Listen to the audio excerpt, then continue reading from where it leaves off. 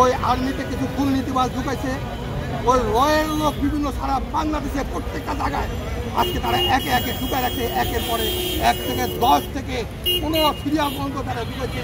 আজকে সহজে এই আপনি এটা শেষ করতে পারবে না, এটা করতে একটু সময় লাগবে। তাই আজকে তারা বিভিন্নভাবে বিভিন্ন নকশা করে তারা চাচ্ছে আবার সেই 74-এর মতন আবার ক্ষমতায় আসতে আসে, আবার এই দেশে 18 কোটি জনগণের কান্দে সর হইতে থাকে। আজকে শেখ হাসিনা দায়ী করতে থাক, এই বাংলার মাটিতে আপনি আসবেন, কিন্তু আপনি আসবেন আসামি হিসাবে, নট আর দেশপ্রেম হিসাবে আসতে পারবেন না। বাংলার মাটিতে আপনাকে বিচার করা হবে।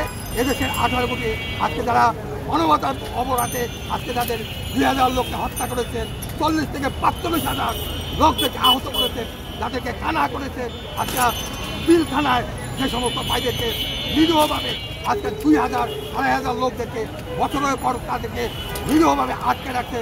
এর আয়নাগর, এই আয়নাগরকে ভেঙে চুরমার করতে হবে। এবং শাপলা চত্বর, আমাদের যে শাপলা চত্বরে আমাদের নিরীহ আলেমদেরকে যে হত্যা করা হয়েছে এর এবং ছাত্রদেরকে আমাদের এই বিচার বাংলার মাটিতে ইনশাআল্লাহ হবে।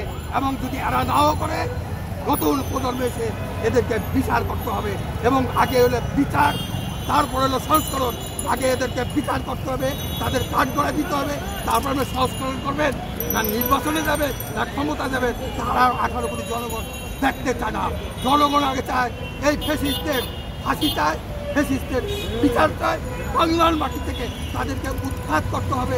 এই 53 বছরের অধিকার আমাদেরকে আদায় করে দিতে হবে ইনশাআল্লাহ। এদেশের বাংলার জনগণ 18 কোটি জনগণ প্রস্তুতি বসে আছে। এবং যে সমস্ত ফ্যাসিস্ট আজকে তারা দোষর দ্বারা আজকে নাক জ্বালা দিচ্ছেন, মনে রাখবেন সারা বাংলার 18 কোটি জনগণ আপনারা কচুরি পেনায় পলায় আর সুযোগ পাবেন না। আজকে যেরকম শেখ হাসিনা রাতের অন্ধকারে পলাইছে, সেভাবে আপনাদেরও একদিন আপনাদেরকে পলাইতে হবে। তাই আসুন আমরা দেশকে ভালোবাসি এবং আমরা যে সরকার আছে এই সরকারকে আমরা সহযোগিতা করে বুদ্ধি দেই এবং আমরা দেশকে কীভাবে সামনে দিয়ে নিতে পারি সেই বলি ইনশাল্লাহ। এবং ইসলামী দলের এদেশে আপনি যত তন্ত্রমন্ত্র বলেন, কোনো তন্ত্রমন্ত্রে কাজ হবে না। একমাত্র 1400 বছর আগের কোরআন সুন্নাহ যে আইন আছে সেই আইন পালন করুন ছাড়া এই বাংলা জনগণ সারা পৃথিবীর কোনো জনগণের কোনো মুক্তি নাই। তাই সারা পৃথিবীব্যাপী আসুন জোয়ার উঠেছে, কোরআন সুন্নাহর জোয়ার এসেছে। একদিন ইনশাল্লাহ এই দেশে কোরআন সুন্নাহর আলোকে দেশ চালা যাবে। আজকে যে কোরআন সুন্নাহর আলো থাকতো এই শেখ হাসিনা এই 12 লক্ষ কোটি টাকা চুরি করার সাহস পেত না। তাই আজকে এদেশে বোকা জনগণকে আজকে তারা স্টিম রোলার চালিয়ে যেভাবে সারা বাংলাদেশটাকে তারা পিছিয়ে দিচ্ছে। তাই আসুন আমরা ঐক্যবদ্ধভাবে কোরআন সুন্নাহকে শপথ নিয়ে সামনে দিকে আমরা অগ্রসর হই। এই বলে আজকে আমার বক্তব্য। ইসলামী দলগুলোর কোনো সংস্কার করছে, কোনো কথা শুনছে বলে মনে করেন কি আপনি? এই সরকার তো আইসে সংস্করণ করছে। এই সরকার তো না ঘাটকা না ঘাটকা। এই সরকার প্রথম সরকার ছিল যারা হত্যা করেছে তাদের বিচার করা, তাদেরকে এক পর্যন্ত ধরে নাই, তাদেরকে বিচার করে নাই। কিন্তু তাদের সমস্ত প্রশাসনে সেই 53 বছরের সেই লোক বসা আছে, 15 বছরের আওয়ামী লীগের 2টা বসা আছে। ওনারা পারমিশন দেয় করবে কি ওনাদের পরিস্থিতি করা যায়, হয়তো ওনারা পাবে কদিন পরে ছেড়ে দিয়ে পড়ায় দিতে আবার 200টা চলে আসবে। তাই আমরা পরে আশা করি সবাইকে সহযোগিতা করার জন্য, যাতে 200কে ধরার জন্য এবং এদেশের দুষ্কৃতিকারীকে ধরে আইনের আওতায় দিয়ে বিচারে কাঠ দাঁড়া করার জন্য। ইসলামী দলগুলো কি একসাথে হবে এবার? ইসলামী দলগুলো কি এবার একসাথে নির্বাচন করবে?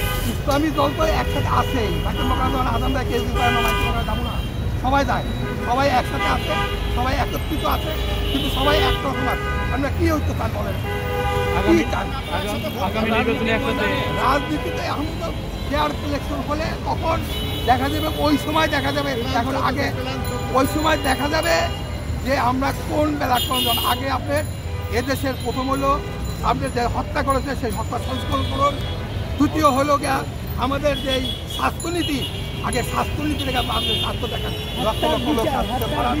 এই হত্যার বিচার করুন এবং স্বাস্থ্যতে জনগণের দেখুন এবং নিত্য প্রয়োজন নিয়ন্ত্রণে আনুন এবং সমস্ত যা কিছু আছে সব কিছু একটা জায়গায় নিয়ে আসেন এবং ফেয়ারফিল নির্বাচন দেন। এবং 15 বছর থেকে আমরা ভোট দিতে পারি নাই, যাতে সাধারণ জনগণ ভোট দিতে পারে, মৌলিক অধিকার যাতে আমরা পাই সেই ব্যবস্থা করলে সরকার, তখন আমরা তাদেরকে ব্যবস্থা